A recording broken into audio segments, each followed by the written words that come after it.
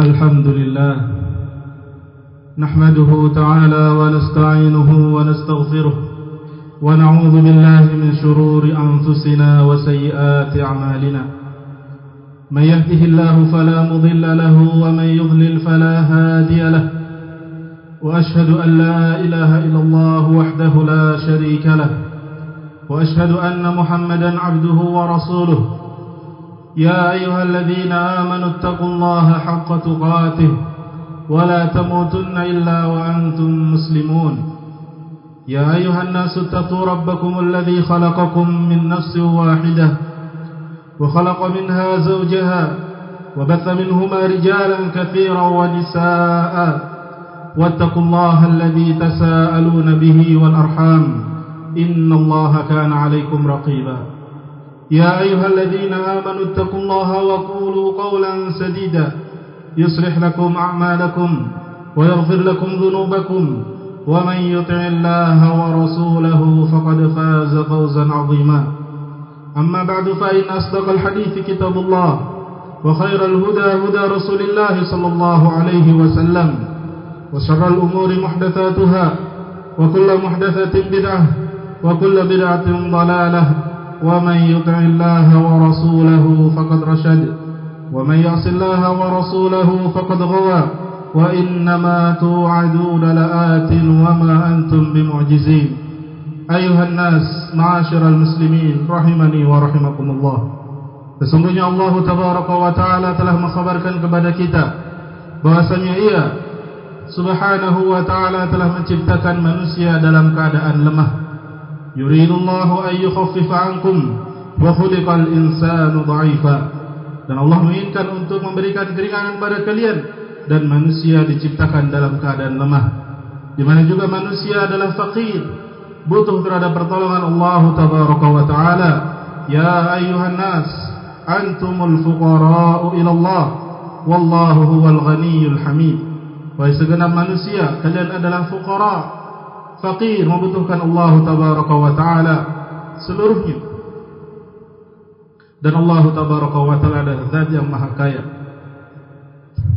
Maka dari inilah telah datang syariat menyebutkan dari beberapa sebab-sebab yang bisa dilakukan oleh seorang hamba untuk bisa meraih pertolongan dari Allah Tabaraka wa Ta'ala,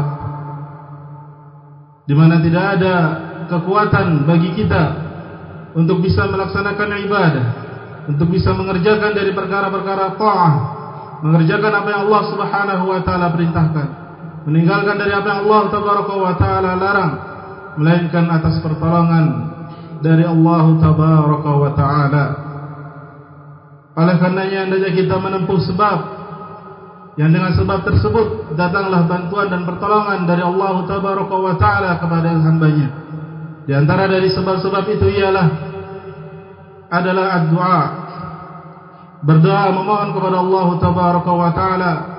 Karena Allah Tabaraka wa Ta'ala telah menjanjikan al-ijabah, Dia akan mengabulkan permohonan hamba-hambanya bagi hamba-hambanya yang meminta, manakala tidak ada penghalang dikabulkannya ad-du'a. Allah Tabaraka wa Ta'ala menyebutkan, wa qala rabbukum ud'uni astajib lakum innal ladzina yastakbiruna an ibadati sayadkhuluna jahannama dakhirin. Dan Rabb kalian telah berkata, ud'uni, berdoalah, memintalah kepadaku, astajib lakum, maka niscaya aku akan kabulkan permohonan dan doa kalian. Maka barang saya berdoa meminta pertolongan dan bantuan dari Allah Tabaraka wa Ta'ala agar Allah menolongnya dan membantunya, niscaya Allah akan kabulkan permohonannya. Dan sebaik-baik doa, sebermanfaatnya doa yang paling bermanfaat ialah tatkala seorang hamba meminta pertolongan Allah Tabaraka wa Ta'ala agar Allah memberikan ia taufik di atas perkara-perkara yang Allah ridhai. Syekhul Islam Ibn Taimiyah rahimahullah ta'ala mengucapkan, ta'ammaltu anfa'ad du'a su'alullah Tabaraka wa Ta'ala al-aun ala mardatihi thumma ra'aituhu fi suratil Fatihah faqala iyyaka na'budu wa iyyaka nasta'in. aku mencoba memperhatikan bahwasanya sebar manfaatnya doa adalah di mana seorang hamba meminta kepada Allah agar Allah memberikan bantuan dan pertolongannya agar hamba tersebut bisa meraih keridhaan Allah tabaraka wa taala. Di mana beliau melihat di dalam suratul Fatihah disebutkan iyyaka na'budu wa iyyaka nasta'in.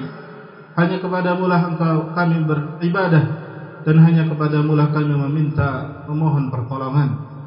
Hanya kepada Allah Subhanahu wa taala seorang hamba meminta pertolongan. Karena tidak mungkin dan tidak dapat seorang hamba melaksanakan suatu ibadah, perkara yang Allah ridhai dan cintai, tatkala tidak ada pertolongan dari Allah tabaraka wa taala.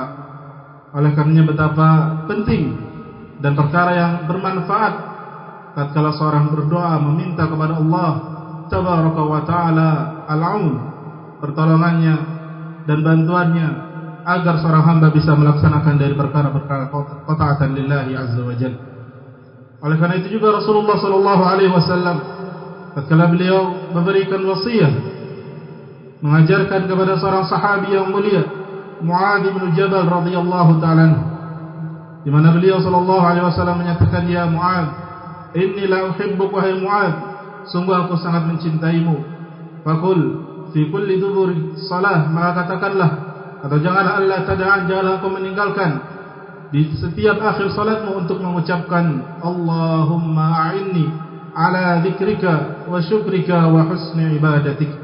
Ya Rabb, tolonglah aku, bantulah aku untuk senantiasa ingat kepadamu, bersyukur kepadamu dan memperbagus dalam ibadah.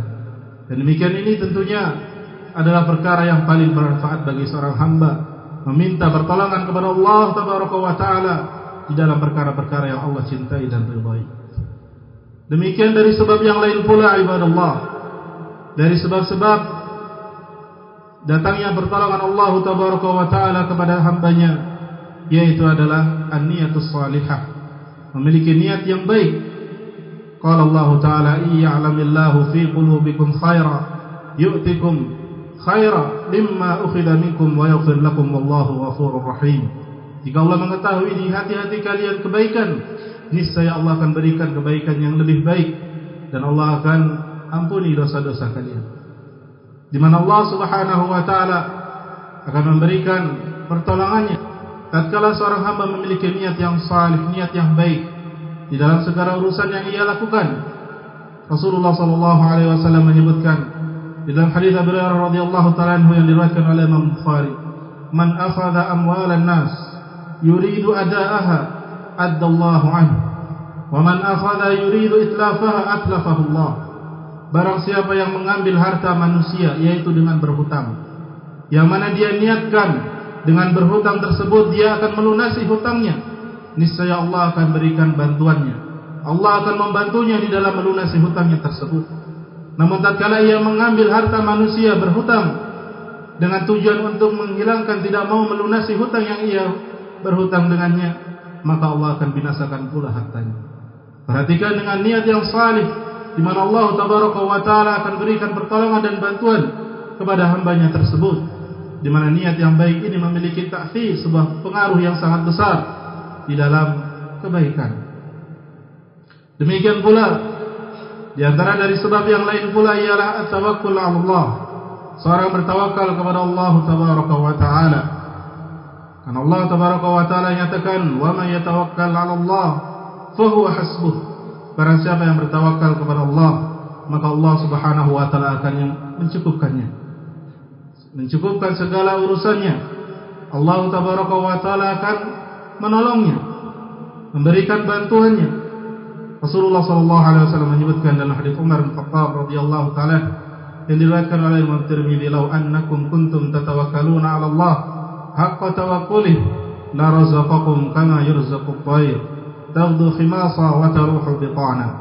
Kalau seandainya kalian benar-benar bertawakal kepada Allah Subhanahu wa taala dengan sebenar-benarnya, niscaya Allah akan berikan rizki kepada kalian sebagaimana diberikannya rizki seekor burung, di mana dia keluar di pagi hari dalam keadaan perut kosong dan kembali di sore hari dalam keadaan ia telah kenyang. Di mana Allah akan memberikan pertolongan kepada hambanya yang benar-benar bertawakal kepada Allah tabaraka wa taala, yaitu dengan dia menyandarkan segala usaha upaya yang telah ia kerjakan hanya kepada Allah tabaraka wa taala. Perhatikanlah di mana para al-anbiya was salihin bentuk tawakal mereka kepada Allah, dan Allah akan berikan bantuan kepada mereka. Di dalam kalimat hasbunallah wa ni'mal wakil, sebuah kalimat yang diucapkan oleh Nabiullah Ibrahim alaihi salatu wassalam tatkala dilemparkan ke dalam api. Maka Allah Subhanahu wa taala katakan, "Qulna ya naru kuni bardan wa salaman ala Ibrahim." Wahai api, jadilah kau dingin dan yang menyelamatkan bagi Ibrahim, di mana Allah berikan pertolongan dan bantuan kepada nabinya tatkala dia benar-benar bertawakal kepada Allah dengan mengucapkan hasbunallah wa ni'mal wakil. Demikian juga pada kalimat hasbunallah wa ni'mal wakil, sebuah kalimat yang diucapkan oleh Rasulullah dan para sahabat tatkala dikatakan kepada mereka bahwasanya manusia seluruhnya, orang-orang musyrikin, telah bersatu berkumpul untuk memerangi kaum muslimin yang berada di Madinah pada saat itu. Alladzina qala lahumun nas innan nasa qad jama'u lakum fakhshawhum fazadahum imana wa qalu hasbunallah wa ni'mal wakil. Tatkala dikatakan kepada mereka, yaitu bahasanya manusia telah berkumpul bersatu untuk menghabisi, menyerang kaum muslimin yang ada di Madinah pada saat itu, maka bertambahlah keimanan mereka dan mereka mengucapkan hasbunallah wa ni'mal wakil. Maka dengan bertawakal kepada Allah Subhanahu wa taala adalah merupakan sebab datangnya pertolongan dan bantuan dari Allah tabaraka wa taala. Demikian dari sebab yang lain pula, yaitu adalah ucapan la haula wala quwwata illa billah, adalah merupakan sebuah kalimat yang mana Rasulullah sallallahu alaihi wasallam menyebutkan dalam hadis Abi Musa al-Asy'ari radhiyallahu taala adalah merupakan kanzun min kunuzil jannah, merupakan perbendaharaan dari perbendaharaan surga. Rasulullah SAW menyebutkan, ya Abdullah bin Qais, qul la haula wala quwwata illa billah, kanzun min kunuzil jannah. Katakanlah ucapan la haula wala quwwata illa billah, tidak ada upaya dan usaha, daya dan upaya kecuali milik Allah Subhanahu wa taala. Hanya Allah tabaraka wa taala yang maha mampu atas segala sesuatu. Di mana Syekhul Islam menyebutkan hadhil kalimah mujibul i'anah, sebuah kalimat yang dengannya akan datang pertolongan Allah Subhanahu wa taala tatkala seorang hamba benar-benar memahami dan meyakini kalimat tersebut, di mana ia tidak memiliki daya dan upaya kecuali atas pertolongan dari Allah tabaraka wa taala. Dan di antara sebab yang lain pula adalah al-istighfar, memohon ampun kepada Allah Subhanahu wa taala atas dosa-dosa yang ia lakukan, di mana dosa-dosa adalah merupakan penghalang terbesar dari kebaikan yang Allah Subhanahu wa taala ingin berikan kepada hambanya. Maka dengan beristighfar, memohon ampun kepada Allah tabaraka wa taala terhadap dosa-dosa yang ia lakukan, ini merupakan sebab datangnya kebaikan, bantuan dan pertolongan Allah tabaraka wa taala. فَقُلْتُ اسْتَغْفِرُوا رَبَّكُمْ إِنَّهُ كَانَ غَفَّارًا يُرْسِلِ السَّمَاءَ عَلَيْكُمْ مِدْرَارًا وَيُمْدِدْكُمْ بِأَمْوَالٍ وَبَنِينَ وَيَجْعَلْ لَكُمْ جَنَّاتٍ وَيَجْعَلْ لَكُمْ أَنْهَارًا. Nabiullah Nuh alaihi salatu wassalam berkata kepada kaumnya, istaghfiru rabbakum innahu kana ghaffara, mintalah ampunan kepada Rabb kalian, karena sesungguhnya Allah Subhanahu wa taala zat yang maha pengampun, di mana niscaya Allah tabaraka wa taala akan mengirimkan kepada kalian yakni hujan yang lebat, dan akan memberikan rezeki kepada kalian dari anak-anak dan juga kebun-kebun dan sungai-sungai yang mengalir. Di mana dengan al-istighfar, memohon ampun kepada Allah, niscaya Allah tabaraka wa taala akan berikan pertolongan dan bantuan kepada hamba-Nya.